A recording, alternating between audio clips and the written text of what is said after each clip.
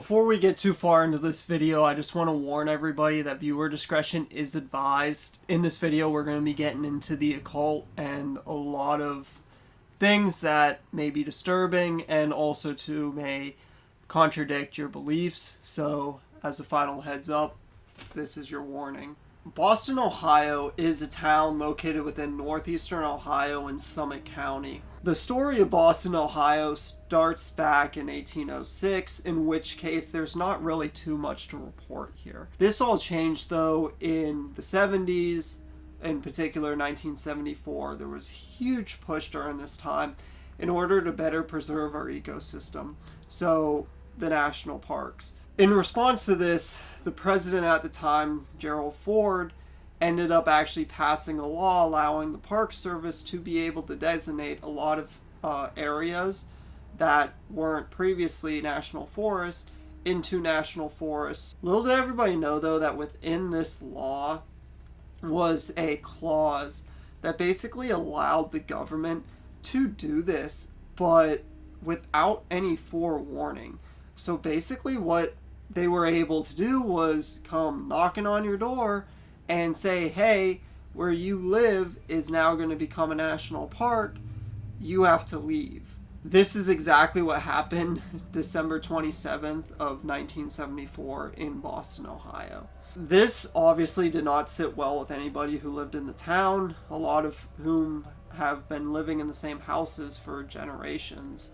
And we're now being told, hey, this home isn't yours anymore, you need to leave. The sentiment within the local area was that this is just wrong, of kicking people out of their homes, and this is actually could still be seen today in a lot of the houses. I know one house in particular actually has a writing on it saying on the wall stating that now we know how the Native Americans felt. So this really kind of drives home the point of these people were not happy with the decision, and also the fact that the government basically kept this out of the limelight. Also, too, a lot of theories started to spread around this time on why the government was doing this. One of these theories stem from a local junkyard actually in the area. This junkyard was officially there to scrap cars, but people ended up finding out shortly later that the companies in the area were actually paying the owner of that junkyard to dump a bunch of hazardous chemicals and waste in basically his backyard. This obviously seeped down into the soil in the area and contaminated water supplies. This is also to the government's official story on why they wanted everybody out of there. That and that they wanted to turn it into a national park to be able to clean up the area. But as time went on, people realized that this wasn't why the government told people to leave their homes, and why this whole town was now off limits. Because when everybody left, the government ended up bringing in people in order to clean up the local area. So basically try to get rid of all of these contaminants that have been dumped over the years. This, though, didn't last for long, and still to this day, almost 50 years later, the cleanup project is not done. Nobody has been there. It's just basically been left. It was started and then left. This basically left a whole bunch of question marks in exactly why did the government tell everybody that, hey, they have to leave. Around this time, too, the rumor kind of started to spread, stating that this area is cursed. A lot of these rumors tended to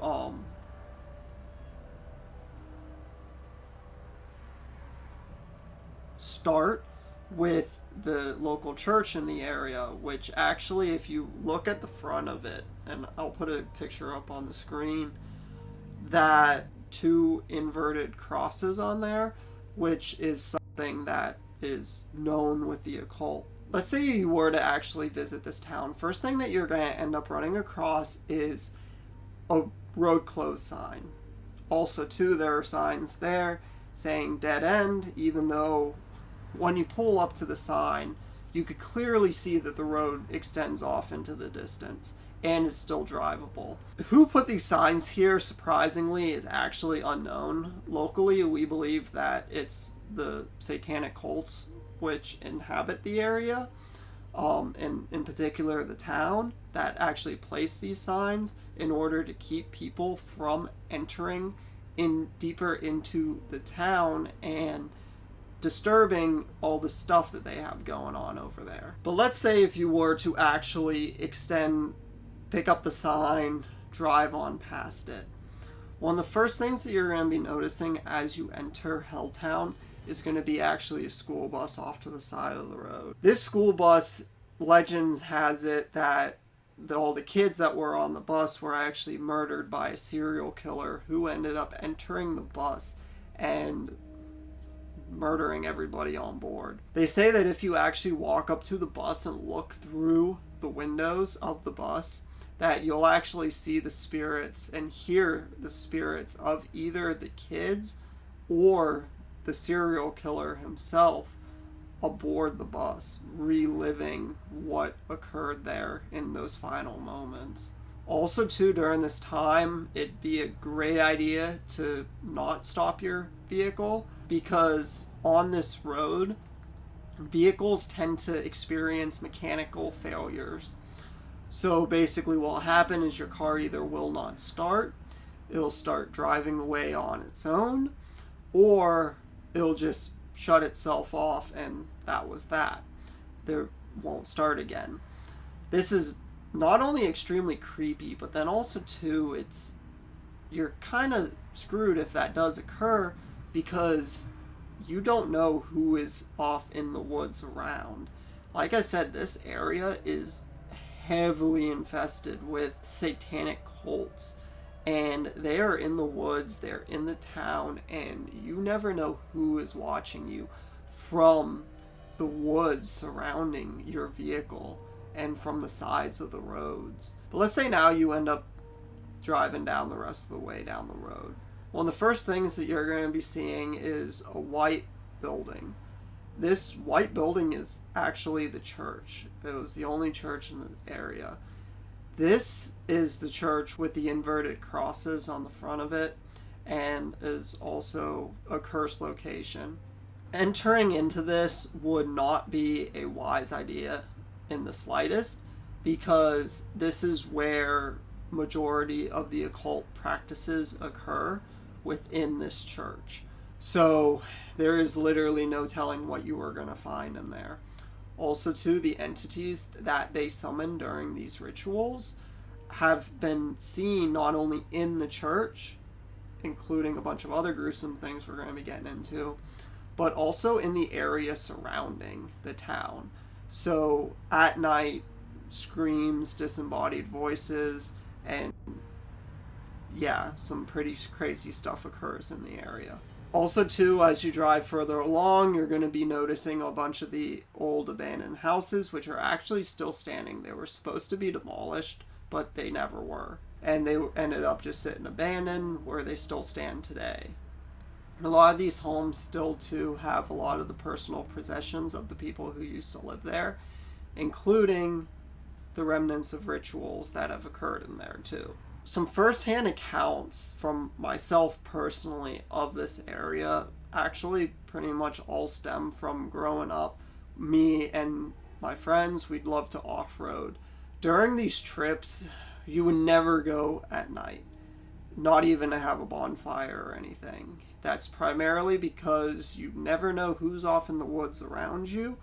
And also, too, during the daytime, it's creepy enough, you're not going to want to go back at night. What we would find along the sides of the trails and underneath some of the old railway bridges in the area and everything would be animal carcasses. And these aren't just, a bird died.